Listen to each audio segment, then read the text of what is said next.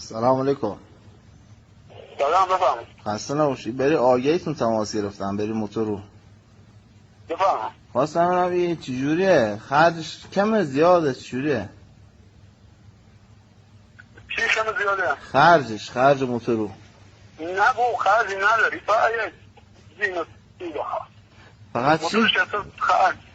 زینو باکو این چیزا ها؟ با کم. بعد چیه دیگه سالمه ران ماشینا؟ نه. چه خرجی داره؟ من آگهیتی ندیدم. میشه بهم بگی که بچه ها والا این بخواد زیر حساب بکنیم باید یه خورده خرجش بده.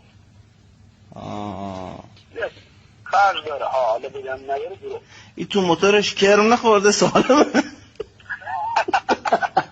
نه خونه ایزا آبادشه.